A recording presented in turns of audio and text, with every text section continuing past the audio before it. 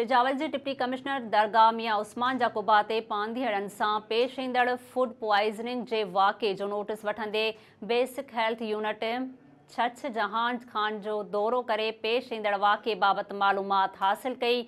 SS news जे reporter Abdul Rashid ख़ासकेली मूजिबि उन मौक़े ते डिप्टी कमिश्नर जी हिदायत ते सिहत खाते ऐं फूड खाते पारां सैंपल पिणु वरिता विया। यादि रहे त तालके शाहबंदर यूनियन काउंसिल छछ जहान खान लॻ दरगाह मियां उस्मान जाकोबा ते पांधीअड़नि में विरहायल खाधो खाइण सां ॻोठा 4 समें जो इब्राहिम जतोई ऐं नाथो शीदीअ जे 88 जे लॻभॻि मर्द औरतुनि ऐं ॿारहा डायरिया उल्टियुनि ऐं शदीद पेट जे सूर जो शिकार थी विया हुआ, जिन खे फौरी तौर अस्पताल नियो वियो हुयो। खैरपुर में सिंध हुकूमत तरफ़ां सस्ते अटे जा स्टॉल लगाया विया। SS न्यूज़ जे रिपोर्टर मोहसिन भट्टी मूजिबि सिंध हुकूमत तरफ़ां ग़रीब आवाम खे रिलीफ फराहम करण लाइ सस्ते अटे ते अटो विकिरो करण लाइ शहर जे मुख़्तलिफ़ इलाइक़नि में स्टॉल लगाया विया।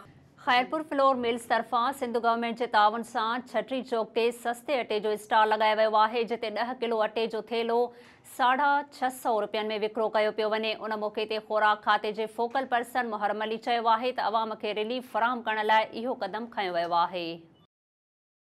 खानपुर मरलग यूसी वाही घोटू जे ॻोठ हाजी घंवर मलिक में बरसात मुतासिर पोरियत जी मासूम धीउ गैस्ट्रो सबब फौत थी वई। SS न्यूज़ जे रिपोर्टर फिदा हुसैन बलोच मूजिबि पोरियत अली मर्दान मलिक जे 3 वरियनि जी मासूम न्याणी दरियान गैस्ट्रो सबब फौत थी वई। वाज़े रहे त ताज़ो पियल बरसातुनि बाद पोरियत अली मर्दान जो कच्चो घर ड्रही पवण करे हिन वक़्त ताईं खुलियल आसमान हेठि बेयारो मददगार वेठल हुयो। मीरपुर माथेलो विझो रोड हादसे में नींगर फौत थी वियो। SS न्यूज़ जे रिपोर्टर माशूक छॾण मूजिबि नेशनल हाईवे ते मोटरसाइकिल ऐं रक्षा विच में टक्कर थी पियो, जंहिं जे नतीजे में नींगर उबैदुल्ला मीराणी सख़्त ज़ख़्मी थी पियो। नींगर खे DHQ अस्पताल मीरपुर माथेलो आंदो वियो, जितां खेसि तिबी इमदाद ॾियण बाद रहीम यार ख़ान अस्पताल रिफर कयो वियो, जिते हू ज़ख़्मनि जा सूर न सहंदे फौत थी वियो। हैदराबाद जे हटड़ी वारे इलाइक़े में ज़हरीलो गैस लीक थियण सबब केतिरा ई बेहोश थी विया। SS न्यूज़ जे रिपोर्टर GM चांडियो मूजिबि न्यू सब्ज़ी मंडी भरिसां मदीना टाउन में क़ाइम महबूब कोल्ड स्टोर में कंप्रेसर फाटण जे सबब ज़हरीली गैस लीक थी, जंहिं सबब केतिरा ई मर्द औरतूं ऐं ॿारहा बेहोश थी विया। साह ॿूसारचण सबब बेहोश थियलनि खे एम्बुलेंस ज़रिए सिविल अस्पताल मुंतक़िल कयो वियो। इलाइक़े में ख़ौफ़ छायल आहे। ठुल भरिसां 2 महीना अॻु ॻोठ गुलशेर कंडराणीअ जे मदरसे में ज़िनाबाद फाहो ॾेई बेदर्दी सां क़तल कयल नींगर मुज़फ़िर सुमरो केस जी जांच जारी आहे।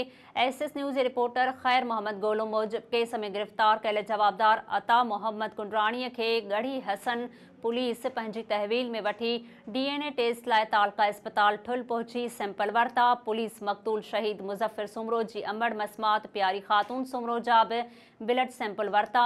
उन मौक़े ते बेवा प्यारी ख़ातून सुमरो सहाफ़ियुनि खे रोईंदे ॿुधायो आहे त संदसि मासूम पुटु मुज़फ़िर सुमरो खे मदरसे में वेशी दरिंदनि हाफ़िज़ करीम बख़्श सुमरो, अता मोहम्मद कुंडराणी ऐं ॿियनि ज़ोरीअ बदफ़ैली करे ॻिचीअ में रसो विझी पखे में टंगे बेदर्दी सां क़त्ल कयो हो। इंसाफ़ फराहम कयो वञे।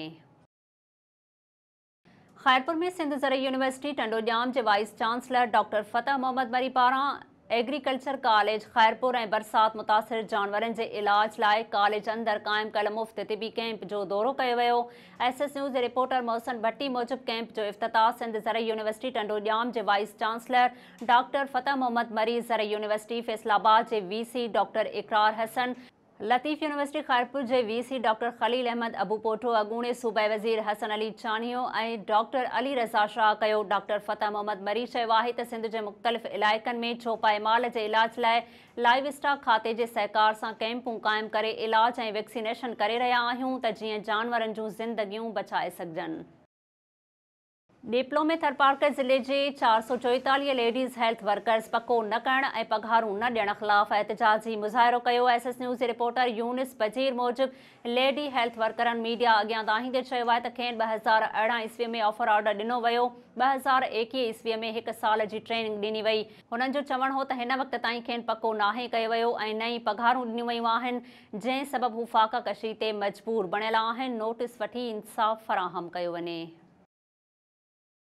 शहदादकोट में बरसात ऐं ॿोॾि मुतासिरनि पारां ॿाहिरि न थियण ख़िलाफ़ एहतिजाजी मुज़ाहिरो करे नारेबाज़ी कई वई। SS न्यूज़ जे रिपोर्टर घमर बिरोही मूजिब शहदादकोट तालुके जे मुख़्तलिफ़ यूसुनि जे रहवासियुनि ॻोठाणनि अहमद नवाज़ बिरोही, मोहम्मद पनाह पठाण, वॾेरो नूर अहमद बिरोही ऐं ॿियनि जी अॻवाणीअ में असिस्टेंट कमिश्नर मुख़्तियार कार जी ऑफिस ऐं प्रेस क्लब अॻियां एहतिजाजी मुज़ाहिरो करे धरणो हणी नारेबाज़ी कई वई। उन मौक़े ते अॻवाणनि मीडिया सां ॻाल्हाईंदे चयो आहे त असिस्टेंट कमिश्नर शहदादकोट लाइ आयल राशन मुतासिरनि में विरहण बजाए मनपसंद माण्हुनि खे ॾेई रहियो आहे। संदसि ख़िलाफ़ क़दम खंयो वञे। जरवार जे सरकारी अस्पताल 12 सालनि खां बंदि हुजण करे अस्पताल जी बहालीअ लाइ मुख़्तलिफ़ सियासी समाजी कारकुननि एहतिजाज कयो। SS न्यूज़ जे रिपोर्टर जावेद बोस्तार मूजिब जरवार में क़ौमी अवामी तहरीक जे सॾ ते मुख़्तलिफ़ सियासी समाजी कारकुननि एहतिजाजी मुज़ाहिरो कयो। अॻवाणनि इमामुद्दीन, फयाज़ अहमद ऐं जावेद बोस्तार जो चवणु हुयो त 12 सालनि खां जरवार रूरल हेल्थ सेंटर बंदि पयल आहे, जंहिं करे हितां जो अवाम सिहत जी सहूलतुनि खां महरूम बणियल आहे।